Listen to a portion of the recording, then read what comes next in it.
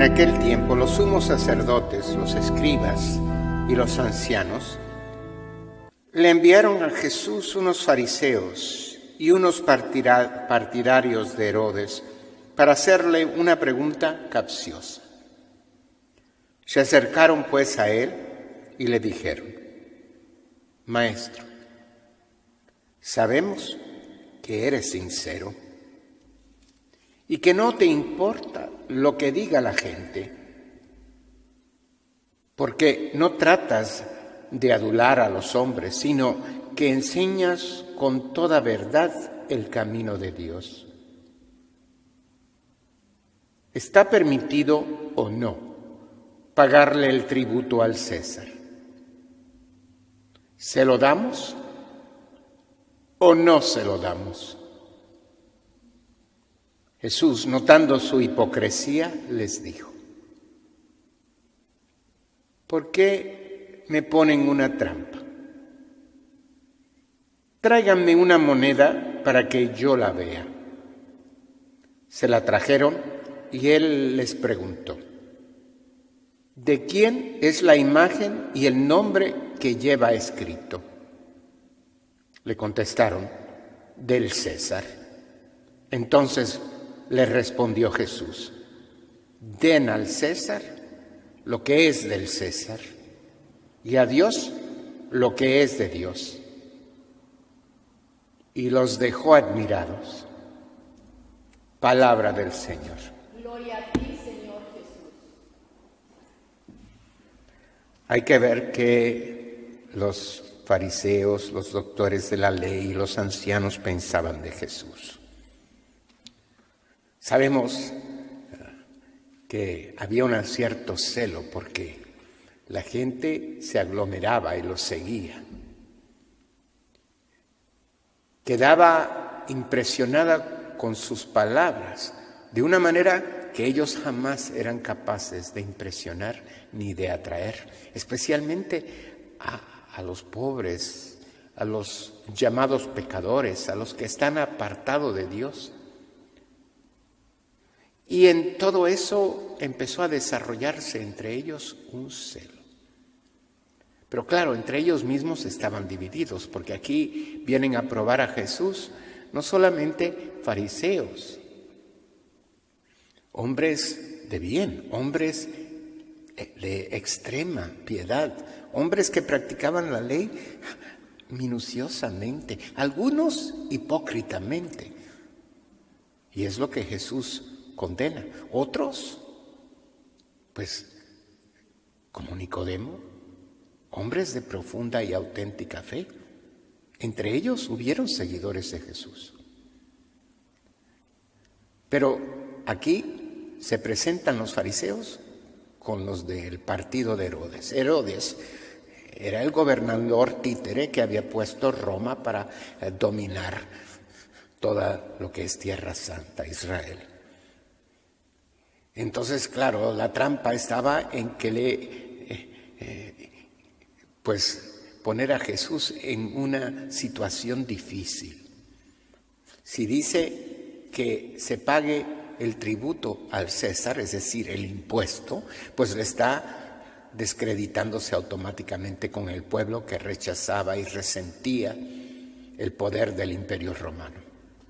Si decía no hay que pagarla, pues ahí estaban los herodianos para enseguida arrestarlo. Es entre la espada y la pared. Pero ellos que se creían tan listos no sabían lo más inteligente de que era Jesús. En la antigüedad, los gobernantes, los reyes y emperadores siempre ponían su rostro y su nombre sobre la moneda impresa. Y en cierto sentido le hacía entender a la gente quién era la fuente de toda riqueza, de toda ganancia, de toda moneda, y quién era el verdadero dueño de toda ella. César. En ese entendimiento, hoy no entendemos que el dólar le pertenece a Biden o a nadie más, o que le pertenece a la cara de Washington. Entendemos que es una moneda para circulación, pero en aquel tiempo había una conexión íntima entre el gobernante y la moneda, impresa por ese gobernante y su rostro estaba en ella. Quedan asombrados porque ellos consideraban este hombre, Jesús, un ignorante carpintero. No podían, por su duda, su incredulidad, de verdad escuchar la palabra de Dios y estaban adulándole para hacerle caer en la trampa, pero el Señor los hace caer en la trampa a ellos. Sin embargo, es más que un juego lo que la Sagrada Escritura hoy nos presenta. Nos debe de invitar a reflexionar que también nosotros hemos recibido un sigilio, hemos sido sellados por el Espíritu de Dios a través de nuestro bautismo y ya no nos pertenecemos a nosotros mismos, sino que nos pertenecemos a Dios. Hemos sido marcados.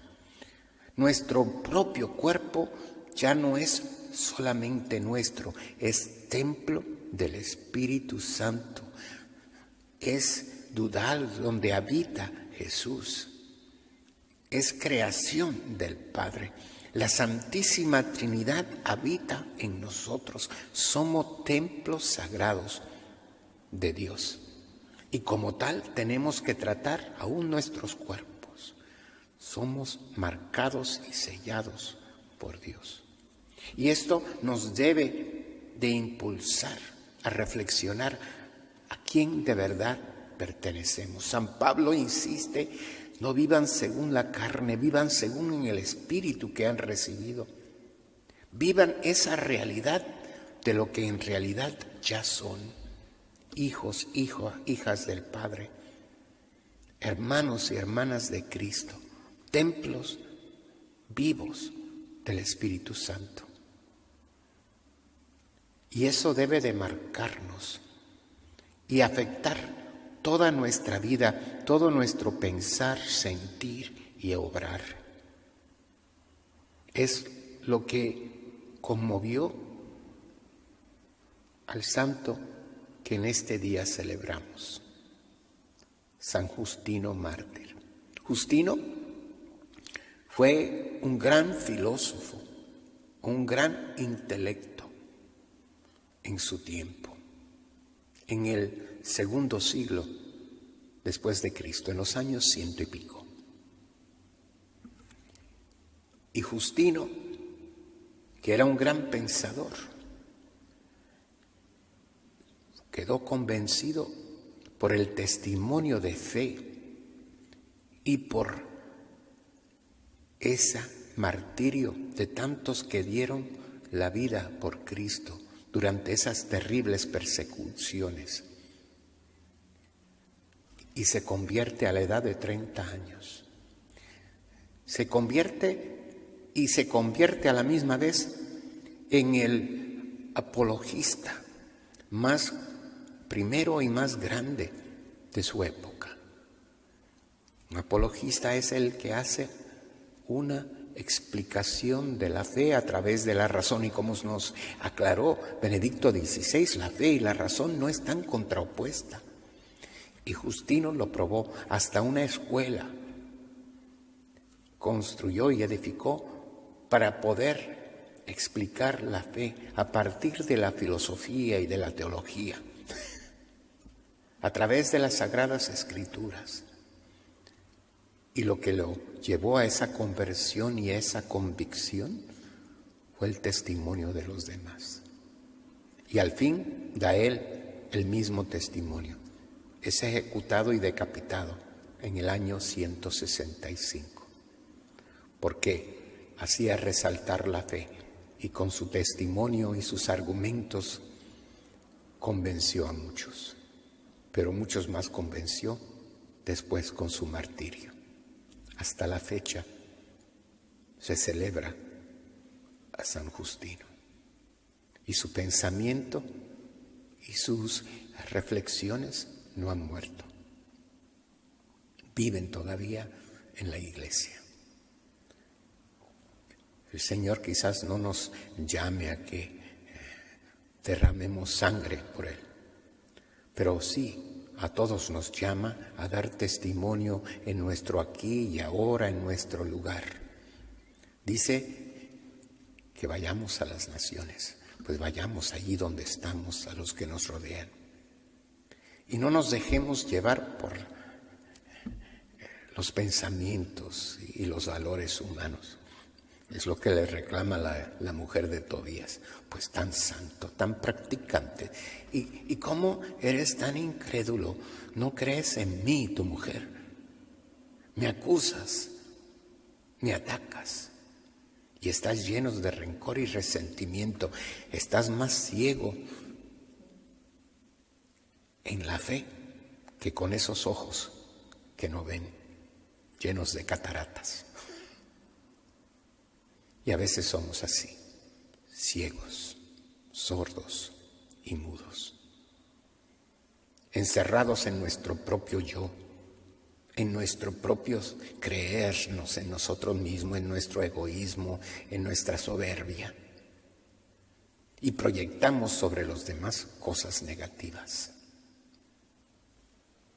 El Señor nos invita a vivir de verdad esa vida en el Espíritu y a ser testigos allí donde estamos ya, en nuestro hogar, con nuestra familia, con nuestros amigos, con nuestros compañeros, en nuestra comunidad, en nuestra vecindad, en todos nuestros ambientes, aún los casuales, que aún en un juego de fútbol, estando sentado en el estadio como un día podremos estar, los que nos rodean se darán cuenta que hay algo especial, que somos diferentes y que Cristo se refleja en nosotros. Amén.